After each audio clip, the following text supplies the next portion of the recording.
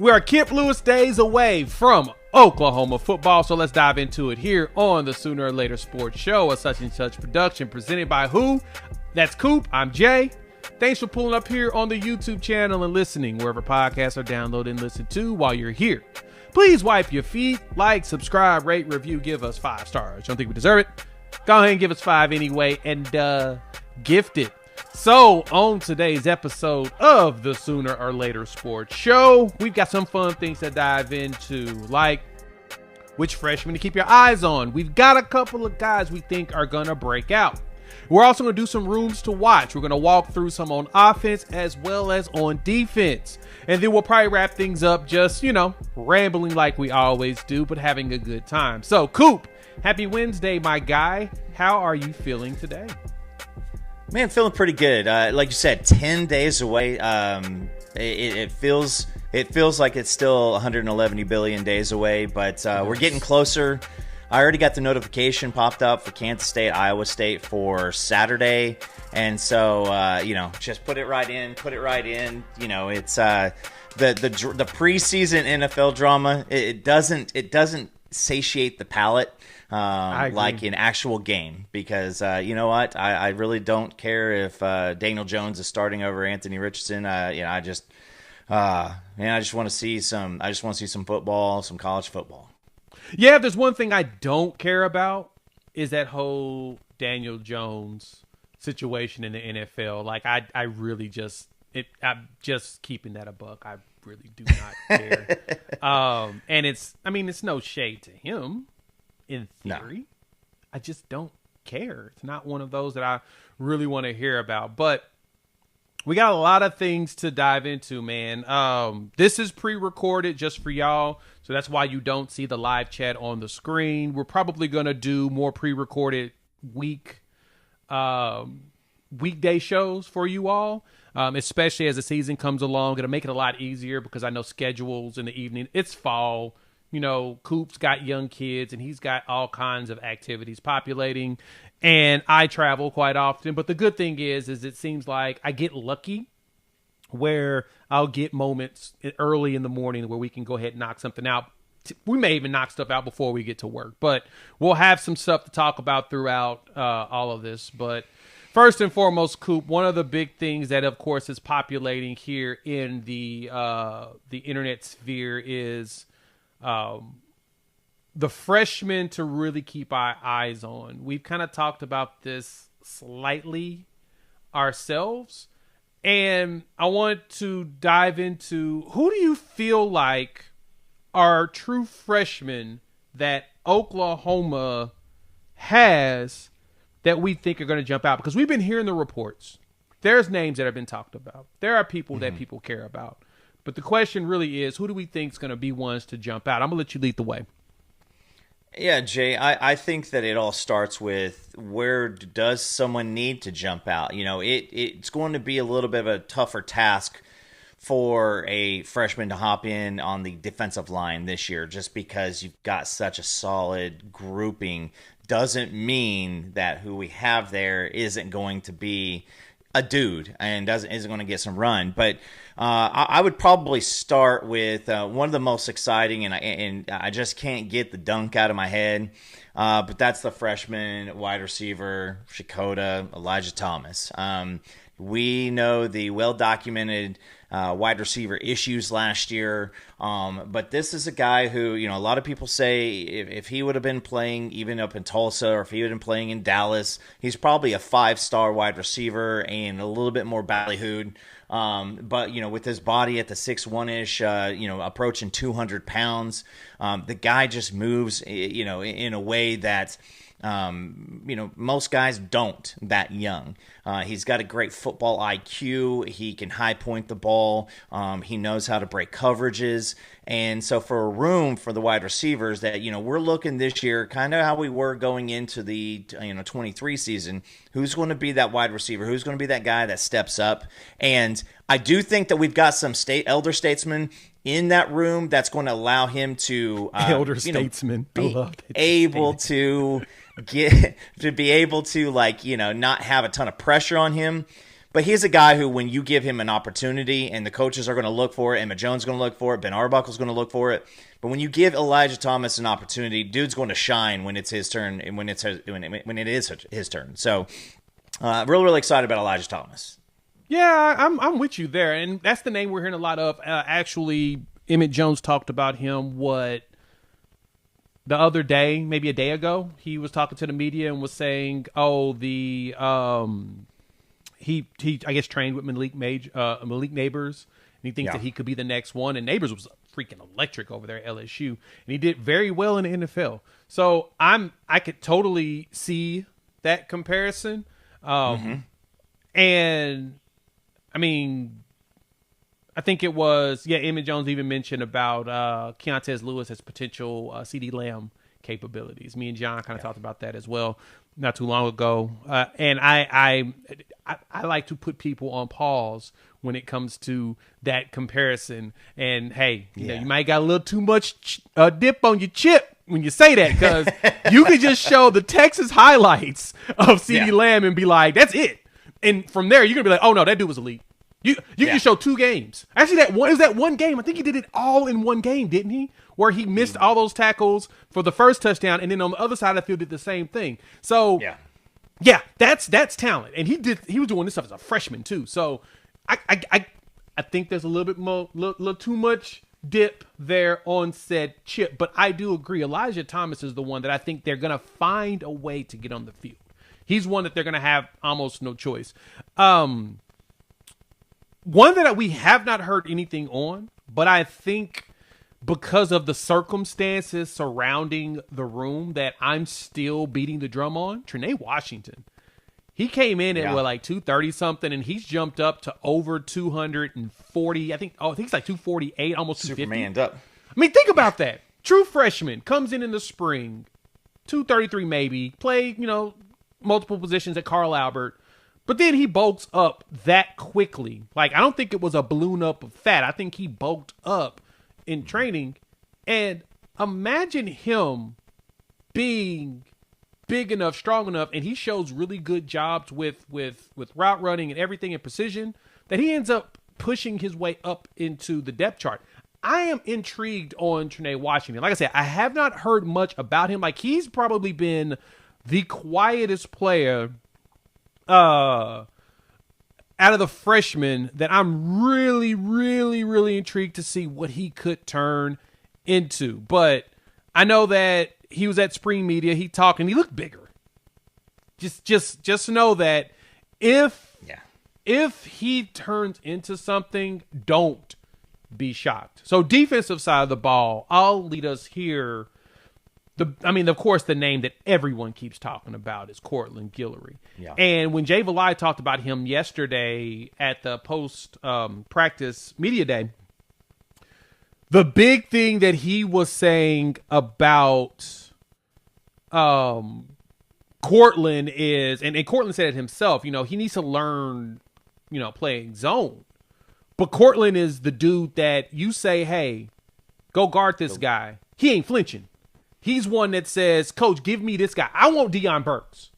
Give me Elijah Thomas. You know what? He's a freshman. I don't even want to go against a freshman. Give me Isaiah Satania. He's the one that has no flinch. And when Valai was saying that, I'm like, oh, we do have a dog. Well, we knew we had a dog. But Coop, if Cortland Guillory walks out there and starts snatching chains, man, we may be in. Other teams may be in trouble. We may have actually fixed the glitch that we had in the secondary. Yeah. And I will say this, because last year, a lot of the guys opposite Eli, you put Eli out there and Eli did his job and he did it well. Gentry spent the year injured. And so you had to turn into guys like Kenai Walker and Des Malone and Woody Washington.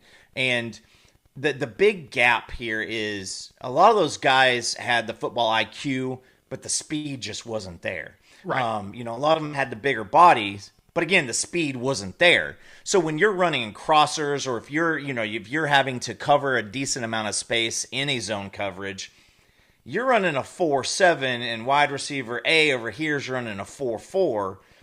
the longer you got to cover him, the bigger that gap is going to make a difference. And so Guillory is a guy who, like you said, you could go up to him and say, hey, listen, Cam Coleman, this is a guy. You need to go out there and you need to cover him. And if you go back into the, some of the best corners, in the league, in the NFL, these guys go one play at a time, and at that play, they know that they are the best player on that play. And you see that from Cortland Guillory. You see him being able to not only take it from a mental aspect, but his body composition, he's not a super, super slight guy. Now, he's not the tallest dude in the world, but at the same time, there is a big, he was a big recruit. We were going up against the likes of A&M for him. And, when he chose OU, I mentioned it on our live that PG was, ecstatic about this. And the more and more he starts coming in, you start hearing more about him. The happy news, Jay, is he's got some guys in front of him also that are also balling out in camp. Devon Jordan. You've got Eli, you've got Gentry, you've got Dolby, you still have Newcomb and Jacoby. But you're going to have to, when you get the snaps that you're going to get, you're going to have to shine in said snaps, because that's where Jay Valai is going to put you in and trust you in some of these bigger experiences. Exactly. Because it's not like being in the running back chart, and you hit the hole wrong and gain 3 yards instead of 7.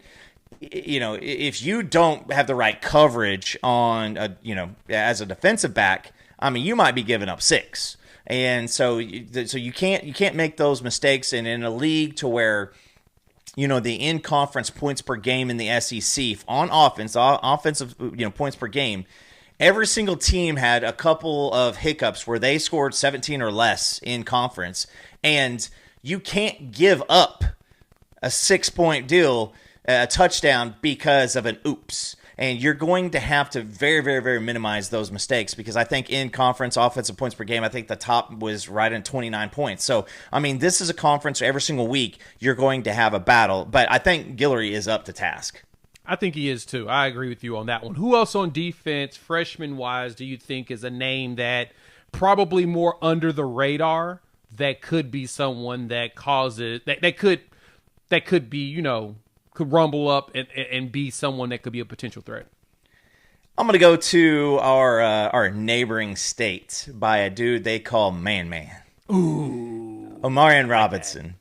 And this one may make people go, oh, I'm not so sure. That safety room is stacked. The safety room is stacked. And, you've got Robert Spears-Jennings, you've got Peyton Bowen, you've got Reggie Powers, who has been the talk of the entire camp. You got Hardy out there too.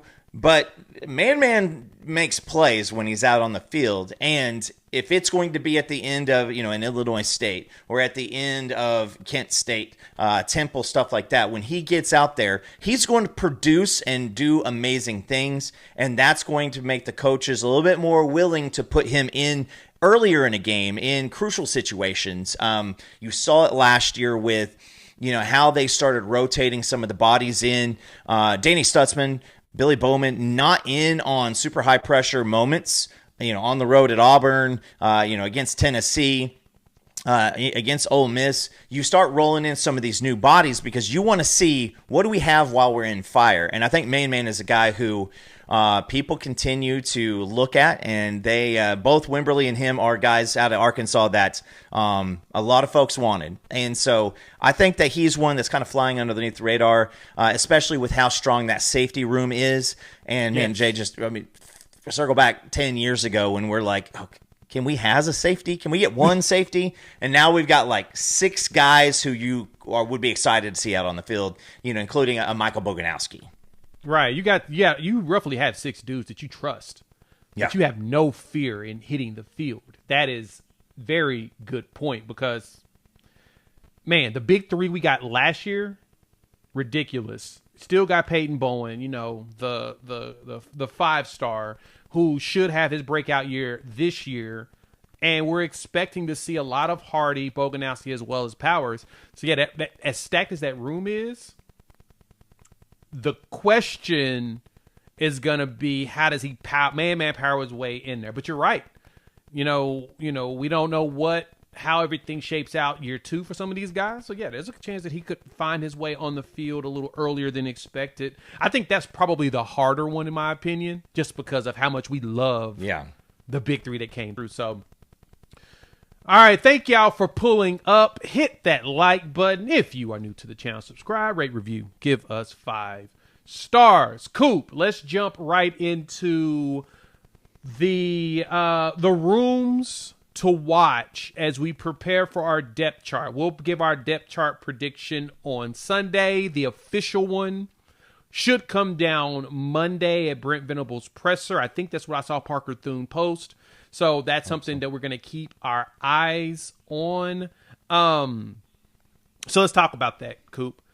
My senses are, when we look at these rooms, we had a lot of questions coming into the season. We had these similar questions last year going in. It was more questions than concerns, which eventually turned into concerns over questions. Because then we realized, we got some stuff we need to work on. Going into this year, I have a similar approach as last year. Knock on wood, the injury situation doesn't populate the same way it did last year. There's a good chance that we will just have questions, and those questions will actually get answered in a more favorable way in comparison to last year. So when you're looking at rooms, to start on offense, who's a room that makes you say we need to watch this one with a microscope? Not because, issues even from last year, just that we really need to pay attention to this room to determine success going forward. It's going to be the room that's most crucial to what this team's ceiling is, and that's the offensive line. One of the freshmen that we did not mention because people are hearing his name every day, and coming off of the situation yesterday at practice, Michael Fasusi. Right now you have a decent amount. I mean, essentially a 3 deep full of bodies, which in a normal situation you need 3 deep. Because you don't want to, run into a spot to where you have one guy injured and then you have all the load on, the second team offensive tackle, and you're just praying to God that nothing else happens because you ain't got nothing else behind there. But I think that the offensive line, this is going to be what determines, like I said, the ceiling of this team. I will caveat this, Jay, is with the offensive coordinator in Ben Arbuckle and with John Mateer, you have a group who not only is going to be more capable than we were last year of, basically scheming plays away from trouble. Yeah. But, and then John Mateer played behind a very lackluster offensive line last year and still put up 44 touchdowns. So I will say this, though. You're going to have basic battles for every single spot on that offensive line. And Bill Bedenbaugh has options. And not only options, but like options for guys, who do things better. You may have a guy who is really, let's go with center with Troy Everett. Troy Everett has the experience. This is probably the best ball he's been playing in his career. But he's limited somewhat physical gifts-wise.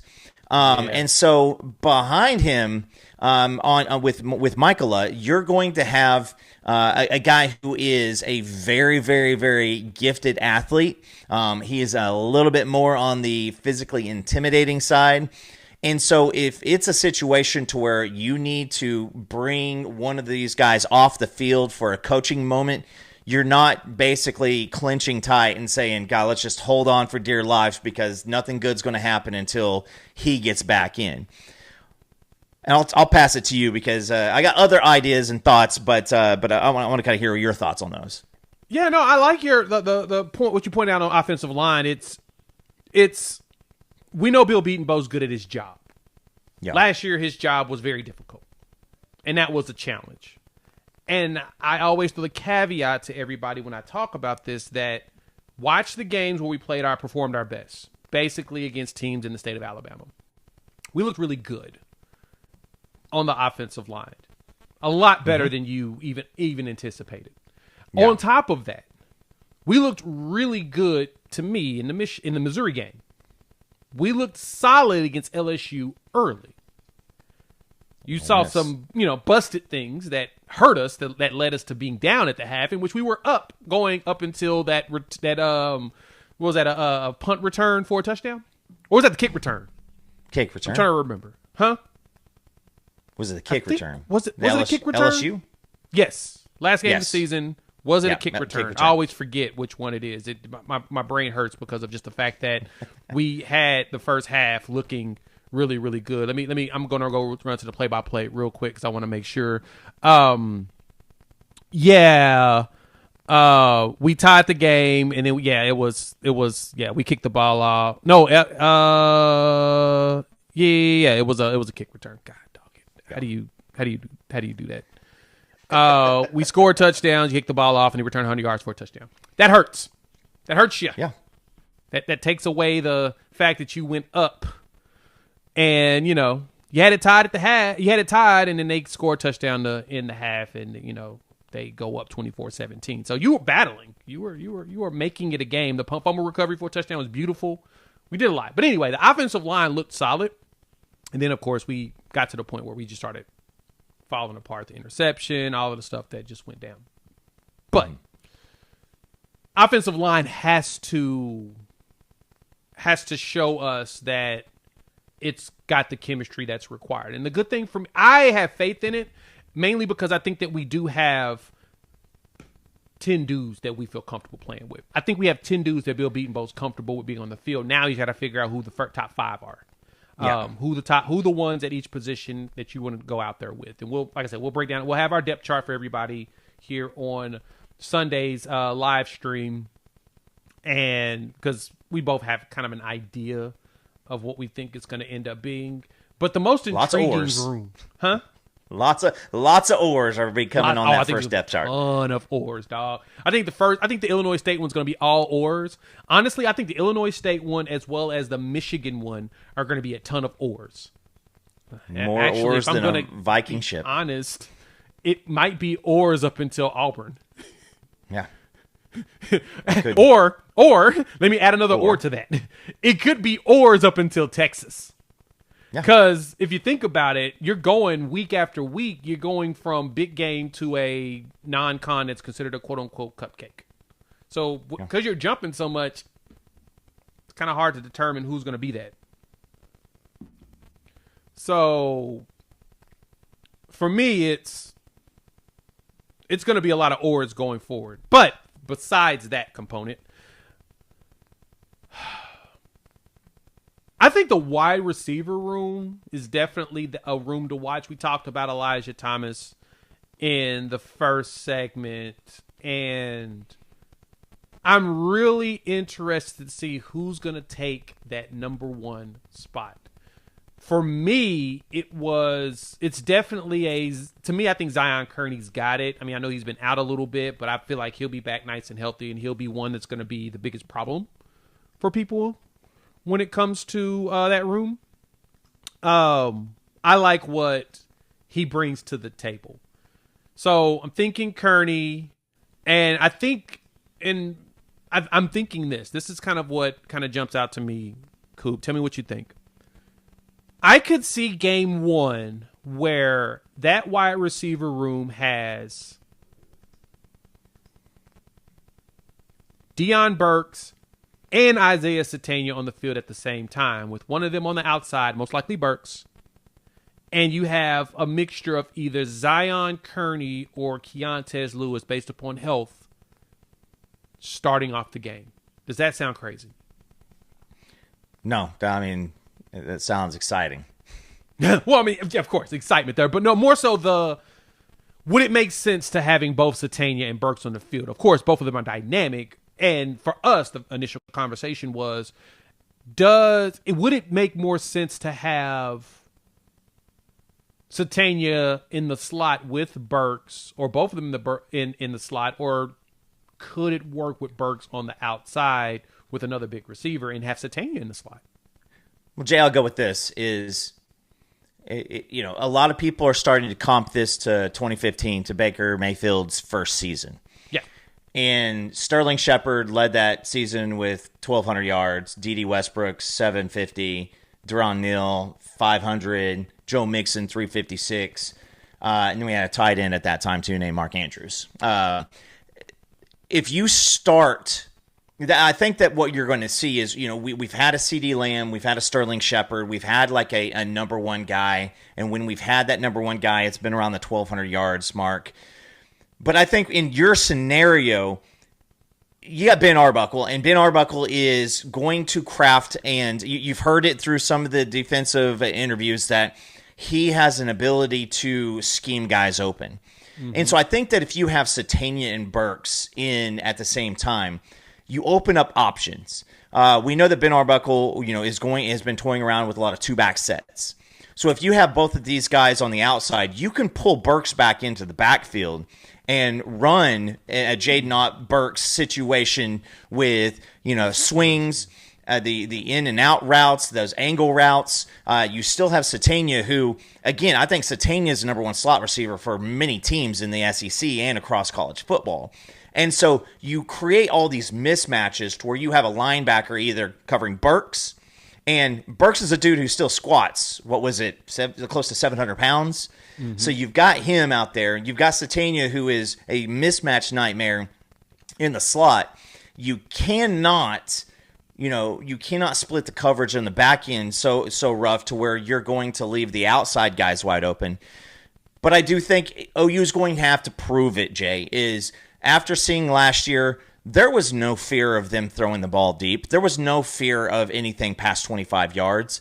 There was none of that. So they said, hey, here's the deal. We're going to come up and we're going to take the lunches from your wide receivers at the line of scrimmage, and we dare you to beat us with them. That's the fun part. But this year, and again, it's going to have to be a show-me state situation. Like, folks are going to say, like, let's see it. So that's where I think, though, on Illinois State, you want to show that early. You want to show that you can go deep, and you want to send somebody. But if you have the options where you have maybe a Burks in the backfield and a Satania, in the slot, one of those two guys could run a seam route, kind of like a tight end may run. You stay in, act like you're blocking, and then scooch out. You're also going to have a Jaden Ott who you can send out, who has, close to 80 catches in his career at this point, too. Yeah. So you're going to have options, and that's going to be some of the fun pieces.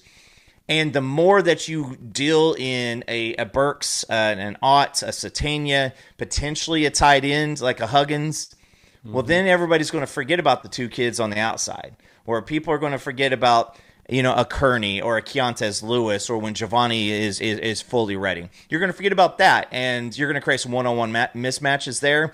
And I have heard, now starting multiple times, Jay, John Mateer throws a really, really great back shoulder ball.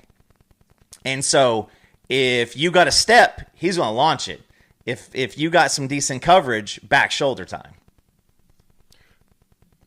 Yeah, his back shoulder passes have been beautiful. Every time I see them in the highlights, I'm like, ooh, I need more of that. Inject that right here. I need it. I love it. I need it now. And we're going to get a lot of that. But no, that's a good point. I know that Burks is really good on the fade. We saw that last year, even with Jackson Arnold throwing him the ball. So we know that that's there. I guess the question's going to be, how weird is Ben Arbuckle going to get? I cannot wait to see that. I think that's the thing that makes me the most excited about this room to watch is I want to see what weirdness he's going to throw out there for us. Okay, let's move into defense. Thank you all for pulling up. Hit the like button. If you're new to the channel, subscribe, rate, review. Give us 5 stars. Coop, defensive side of the ball. We know that this is the strength of this team, but where do you think we need to really be keyed in on with that microscope going into this season? It's going to be the pass rush, just in general. I think that what it sounds like is Jaden Jackson, wherever he's at, that's where he's going to be. And if he's going to be coming closer to you, not getting further away from you. Also Dom Williams back up on the heavy side, 320 plus. It's going to be the pass rush. Now in year 2, you want to see a little bit more out of that of Jaden Jackson, but particularly the edges are going to create some, create opportunities for us that we kind of didn't see last year. You had R. Mason Thomas, and he has, I think the pass rush is in his bag. Like that, it is what it is. Teams weren't put in a predictable passing scenario very often against us last year. And so he didn't get a lot of those opportunities. And when they were, that's when he showed up. So it is going to be on his backup and then on the other side. Who on the other side is going to be able to take that opportunity and create consistent pressure on a passer in an obvious passing situation? Danny Okoye, our boy, friend of the program, Danny is ready to roll. And we hear that more and more now that, man, what did Chavis say? Is we're ready to unleash him on the SEC. And your boys spent way too much time staring at the picture of him at Okana where he's doing this just because I wanted to put SEC fans. This name is Danny Okoye. You will meet him soon. But you also have PJ. You also have Marvin Jones Jr. Guillory, not Guillory, but you're starting to see Wyatt Gilmore starting to have a little bit more oomph in his game, and then now a Taylor Wine. So we need to get that outside pass rush needs to happen, and I think that even interior wise, you're going to see a lot of it from Grayson Halton. You're going to see a lot of it from a David Stone. So we've got capabilities and we've got the bodies to do it, and I think that we now have we got all the tools. Well, we got the ball and we're ready to play the ball game. And so if that happens, it takes our defense to a new level that we have not quite seen in a while. I can see that. Yeah, make sure you leverage an Oxford comma in that statement. Our boy, friend, Danny Okoye. Kind of was that threw me off a little bit. Danny, after looking at that picture, if he said to do it, I'm not going to argue with the dude.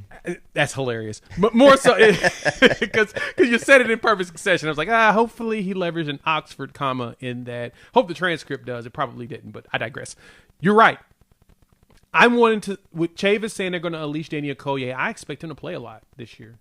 Now, I know that he is the freakish athlete. They've talked about how his capabilities are ridiculous and all he needs is time and opportunity, and that should come up.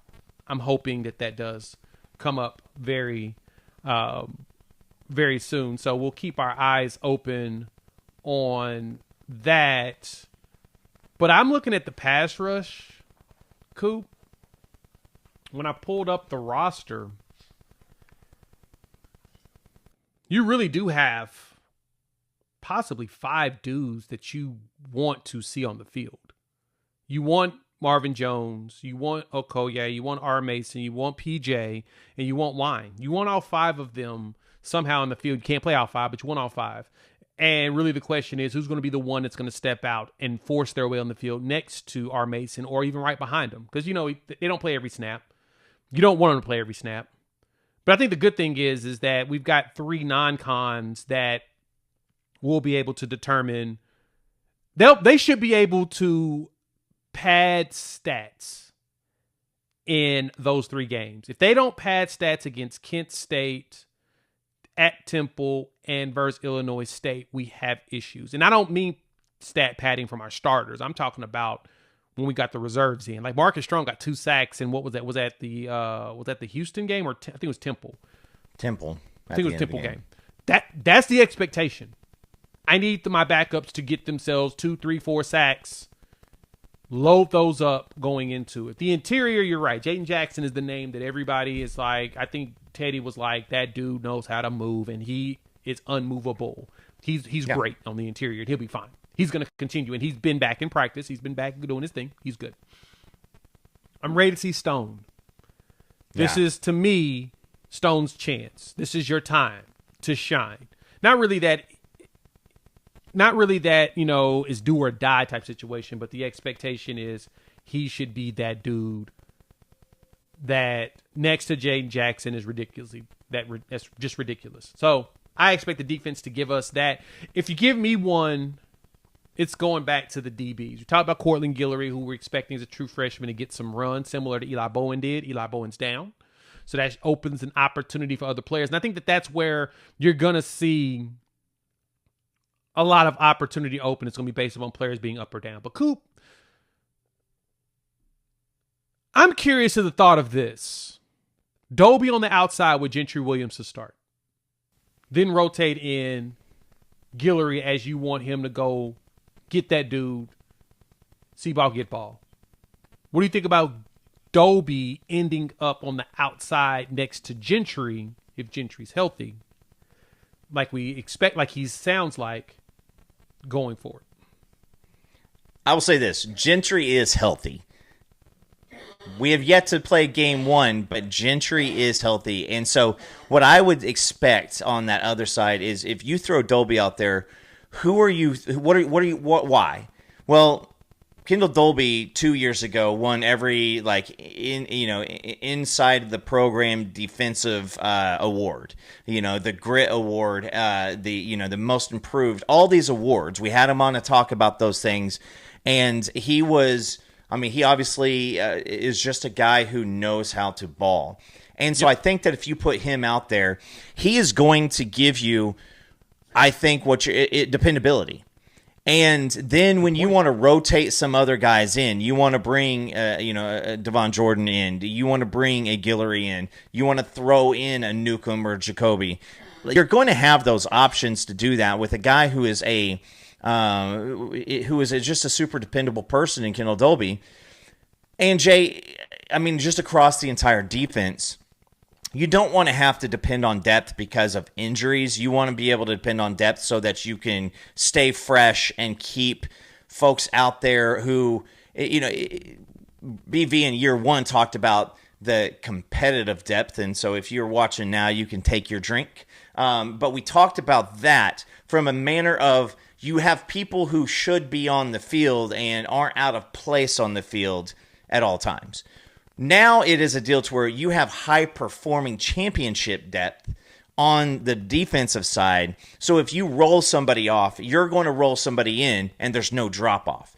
There's not going to be a drop-off when a PJ walks off and a Wine comes on. There's not going to be drop-off when Kobe goes and takes a seat and Omasigo comes in. There's not going to be a drop-off when Peyton Bowen leaves and Reggie Powers comes in. It's going to be the same thing with the corners.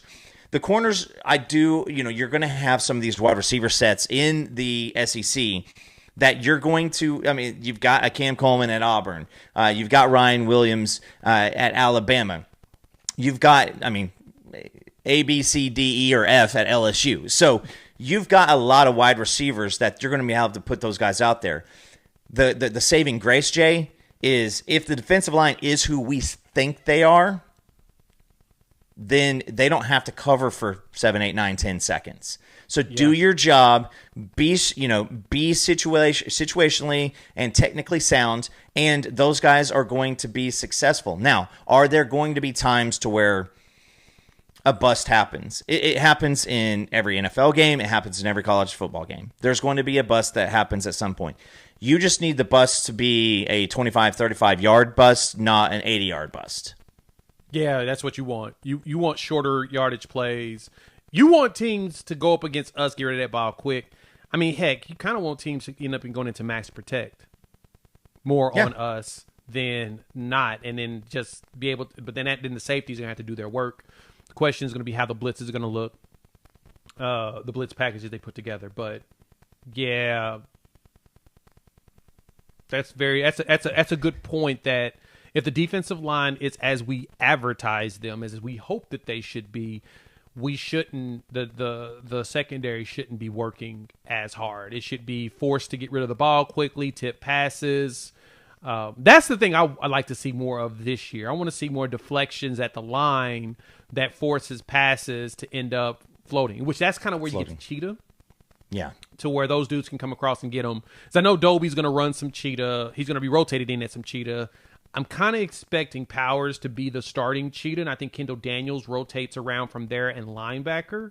To me, seems like a very intriguing setup. Somebody else that I'm very intrigued to see, I'm going to keep it a buck. I really want to see what Taylor Heim turns into.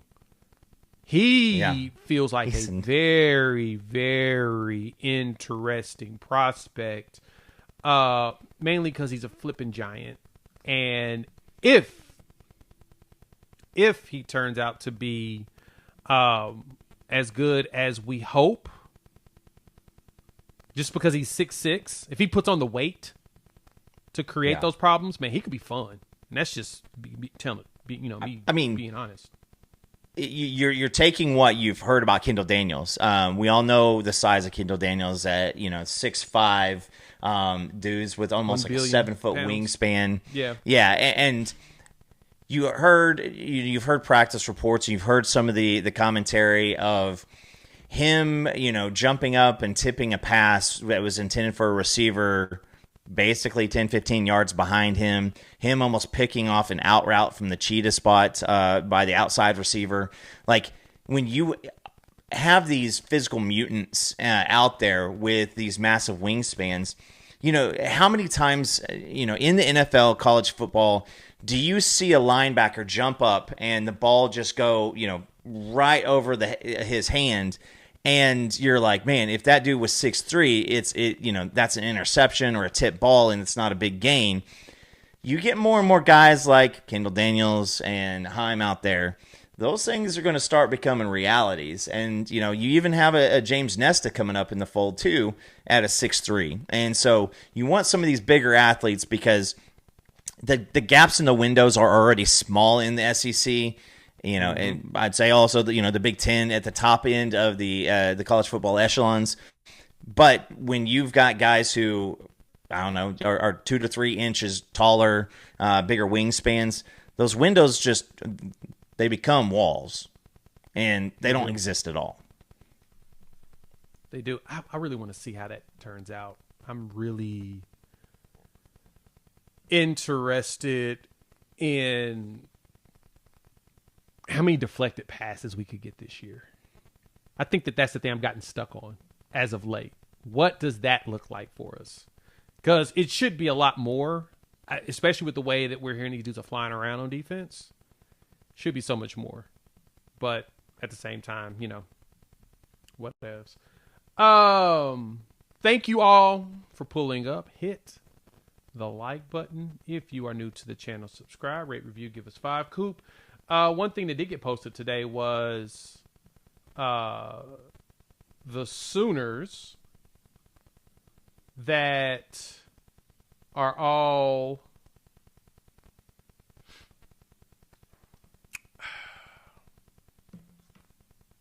we've got 10 guys added to the Senior Bowl watch list, top 300. Let me give you those names. I had it pulled up and then I closed it on accident. Let me pull it up real quick so you can know the names. Here's your 10 players. You have Deion Burks, Kendall Daniels, Kendall Dobie, Grayson Halton, Marvin Jones Jr., John Mateer, Jaden Ott, Robert Spears-Jennings, R. Mason Thomas, as well as Dominic Williams. For y'all watching, you can see it on the screen. Coop. Out of those players, as I think about it, I think only one of them is eligible to come back, and that's Mateer. Now I think about it, everybody else is out of eligibility after this year, unless they redshirt. Who do you think ends up at the Senior Bowl? I mean, you're going to go to the Senior Bowl because you want to show some of the NFL coaching staffs why you are better than maybe their initial eval. I look at Deion Burks. When he's going to be a combine guy, he's going to go. He's going to have his hops. He's going to have the speed. So maybe not him. I think Kendall Daniels will be a big Senior Bowl guy because you're going to want to see By that time, at the end of the season, we haven't even started the season, but by that time, he's going to have film with a different mindset in a high-performing defense.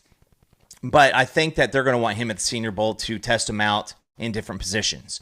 What do you look like from a linebacker perspective? What do you look at maybe a nickel, maybe a safety? So people are going to want to kind of see that. I would say that maybe a Marvin Jones, Robert Spears Jennings, maybe a Dom Williams. Just what are you best of the best? I mean, all those guys. From a Crimson Glasses perspective, we know who Dominic Williams is. Thank you for saying Crimson Glasses perspective. And so Dom, we know who Dom is. Dom is a big interior guy. He doesn't get moved. Are they going to say what can we see you from a 3 tech or a 4 tech? Your pass rush skills, like can we get you a grade on the different moves that you generate? R. Mason, I don't know if he's going to go unless he just wants to. But I think that folks are going to want to see, playing in the SEC, you're going to have a ton of tape on these guys. To where you're seeing them against a Caden Proctor, where you're seeing Jaden Ott, run and take on passes. But Jaden Ott's the type of guy that I think that goes to the Senior Bowl and ends up like the Senior Bowl MVP. Like that, he has the flexibility and he's got the bag to kind of do that from a running perspective. His question's going to be how good are you at pass blocking? How good are you in protection? Yeah, that's true. Everybody's going to ask that specific question. Who are you? How good are you? How good are you at that? That's going to be the legit question. I do think that we have 8 out of the 10 make it. So Jay, then I'll say this: like, let's take one of those guys in a John Mateer.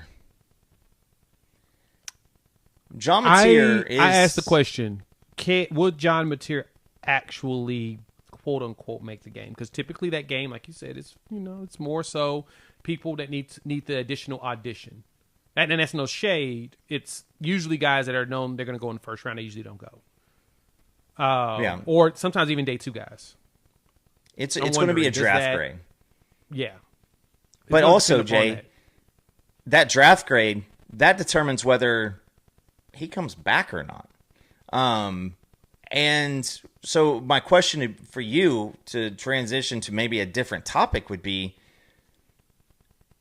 give me the record that OU has to have this year for John Mateer to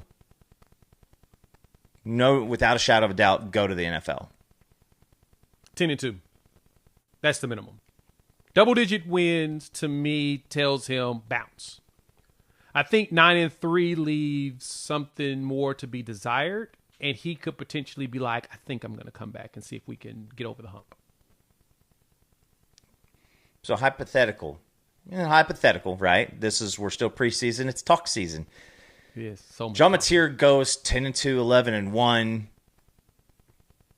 11-1, loses in the semifinal to, let's say, Clemson. You're basically a game away from the national championship with what OU has coming back next year.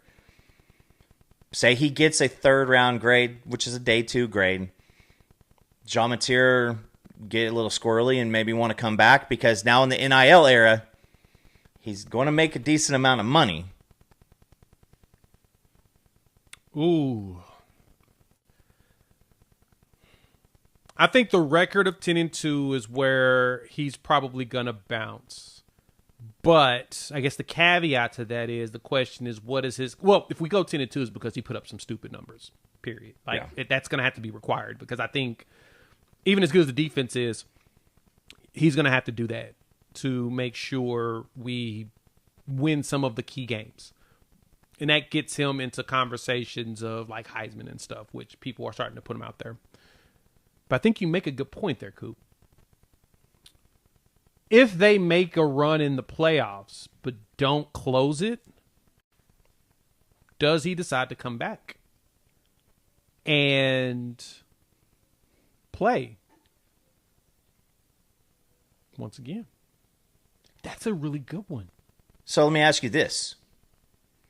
Say our boy Cam Ward goes out and just balls this year. Does that help John Mateer's draft stock? Or say that Cam Ward goes out and struggles in the NFL. Does that maybe encourage him to stick around and come back for a final season? Because you're starting to see all over the place. I mean, Quinn Ewers, super late round draft pick. He's the next concussion to Tua away from being an NFL starter. Being that dude, yeah. And so I think that with John, is he 22? I would say he's 21 or 22. I mean, I think John's right in that spot to where he's right on that border to where, I mean, you come back in 26 with an opportunity to maybe be a favorite for the national champion, national championship contender. There's just so many things out there. And again, that's the opportunity that lies here with this team for 2025 is, you've got the defense. You've got a lot of the pieces. Jay, you're still really ridiculously young. And this team's probably going to be pretty much intact next year. They are. When we talked about if Oklahoma could make a run, we specifically talked about this year. We had talked about 25 back in 22. Mm-hmm. If Oklahoma makes the run, and it's all because of classes, and I know everybody's kind of freaking out about the 2026 recruiting class. Totally understand. You're not used to this. But the classes before this, the ones that are playing right now, were top 10 classes going back, right? Yeah. You've got, those, which is, as a lot of you point out, that, we need to have these top classes in order to be able to play.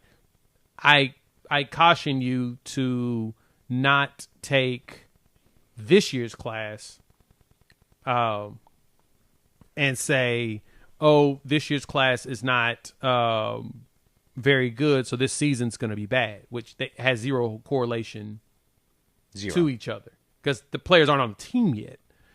But the three before, you go look at, what's this? Let me see. BV's first class was 22. That was the one he salvaged. Number 8 in the country. 23 class. When it loads up, and this is all from 247, number 6 class. And I think that ESPN had the number 4 on theirs. 2024 class, number 8. There's 3 straight top 10 classes. 25 did not finish top 10. It finished top 20. But that's when you also saw a lot of, more portal action. But point being, those 3 classes are playing now. Robert Spears Jennings, Gentry Williams. That's this class. This is why we were looking at, hey, 25 is most likely the season that Oklahoma plays its best ball. And I think we're here at this point where we can say that. So, yeah, I think for John Mateer to make a return, though, this is a very interesting. I've seen people talk about this. He mentioned, it's actually my boy John over at Locked On Sooners, my co-host there, talked about that and what would make him come back. Yeah, if he doesn't, if the Cam Ward angle is interesting, Coop, though. I can't get over that. That's a very good angle to look at. If he does not succeed, does that make people pump the brakes because they're coming from the same quote-unquote tree lineage? Or if he does really well, do people take advantage of that and say, oh, maybe John Mateer can? If John Mateer puts up Cam Ward-like numbers, he would have to be invited to New York first and foremost, to me. Yeah. To guarantee he's gone, it's got to be, and Cam Ward's trajectory matter that much, he would have to go to New York. That's the biggest question. Now, some people have put their money on it. I commend them. So, yeah. That got to. New York is on there. So, we just got to see that if he can get there. But I do think that's a way to get him to go. That there's a way that there is a path for him to return if he wants to. And I think his unfinished business could possibly do it. If they go deep, yeah, that could be a possibility because you return so much more next year too. Like if there's a year that I'm concerned about, Oklahoma's 27. And that's me having to see how certain players pan out. Like you'll have some really good juniors, but you'll probably be still really young that year, and especially at linebacker. And I will say this, Jay. If Mateer does have a successful year, OU falls short of all the goals, you got kind of a Peyton Manning, T. Martin situation ready for next year. That's fair. I'm not That's calling fair. John Mateer. That's I'm fair. not calling John Mateer Peyton Manning. I'm just saying Mike Hawkins. I've heard more chat about Mike Hawkins in the past week and a half, 2 weeks than I have the entire. I mean, even leading into last year. That you take that purebred athlete, and now he actually has somebody who can coach him between Kuzieski and Arbuckle, Kevin Wilson. You've got a lot of that. So there could be a situation to where you load up for next year, and Mike Hawkins gets to reap the benefit of everything that's happened up to this point, and it makes his stay very, very worthwhile. Mike Hawkins is still going to be an absolute stud. And you got to remember, I mean, he was a freshman this past year. True freshman. True freshman. Went on the road, won a game. First time True since freshman. Holloway. Hey, guess what? True freshman. I got no offensive line for you. I got no receiver corps for you.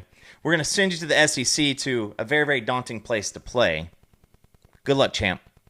You got this. Pull up Get your out there and be bootstraps. somebody. Get up there and be somebody. But you're right. He's a quarterback. That's why I say the questions isn't really about around him. To me, when I look at the roster, I think the DB room is going to be good if everybody's healthy. I think I think the entire secondary is going to be really good on defense. My questions is what does the D line and the linebacker room look like? Even though I like some of the players in there, I want to see what they look like as a cohesive unit in 27 is where my question comes in. Offensive side, though, O-line 27 should be really good. That'll be one of our stronger offensive lines as well. Wide receiver room should be, if everything stays intact, should be strong. That would be if they're still here. That's seniors and Ivan Carrion, Zion Kearney, Josiah Martin, Elijah Thomas is a junior. Jacob Jordan will be a senior. Manny Choice is a junior. Zion Ragens is going to be a redshirt junior. Same thing with KJ Daniels. So yeah, there's heavy chances that room's should look better because they're all your recruits. That's the one thing you want. You're looking forward to that. As long as it's intact. I'm going off of the mind frame that says it's intact, in which this staff has done a very good job of retention, a lot better than most. So, well, and call me pessimistic, but I don't think Arbuckle's here in 27 either. Fair. That's fair. Arbuckle. You come in and you show a decent, a decent amount of, growth in this offense minimum, and then you come out next year and you threaten for the national championship. He's going to be a coach somewhere else, and whether him being here would only be the job that I'm waiting for isn't ready yet or isn't there yet. Because I don't think Arbuckle goes to a Houston. I don't think Arbuckle goes to a, somewhere like that. I think that if I'm Ben Arbuckle, I'm maybe keeping my eyes set on a, potentially a Miami, somewhere like that. You're going to want to go to a bigger spot because I don't think that he's going to be gaining. Now, again, I mean, in 27, what's the dude going to be, 31? I mean, he's still going to be a pup. You're right. He's still going to be a pup. Oh, man. There's a lot of good thoughts. Thought exercises here that we could truly go through. So, all right, we'll wrap it up. Thank y'all all for pulling up. Please hit the like button. If you are new to the channel, subscribe, rate, review. Give us 5. Me and Coop will be back Sunday, of course, live. And yeah, we'll chop it up with each and every single one of you soon. Thanks for pulling up. We're out.